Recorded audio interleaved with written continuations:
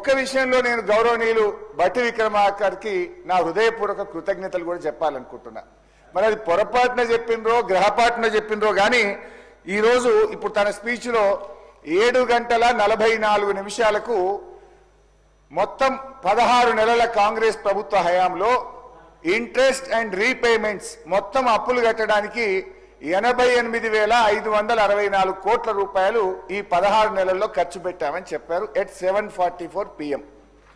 గౌరవ ముఖ్యమంత్రి గారు ఈరోజు 3 గంటల 58 నిమిషాలకు ఇదే అసెంబ్లీలో ఏం చెప్పిండంటే మేము 1,53,359 కోట్లు అప్పులు మిత్తుల కింద చెల్లించామని ముఖ్యమంత్రి గారు చెప్పింది.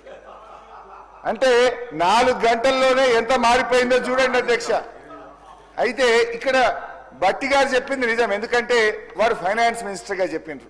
ముఖ్యమంత్రి గారు కొంచెం ఏదైనా బురిడి కొట్టించి మేము 1,58,000 కోట్ల అప్పు తెచ్చినాం, ఇలా 1,53,000 అప్పులకే కట్టినామని కార్పొరేషన్లో లేని అప్పులు ఇలా అప్పు అంటే అధ్యక్ష రాష్ట్ర ప్రభుత్వ ఖజానా నుంచి కన్సాలిడేటెడ్ ఫండ్ నుంచి ఏదైతే మనం కడతామో అది మాత్రమే రాష్ట్ర ప్రభుత్వ అప్పు.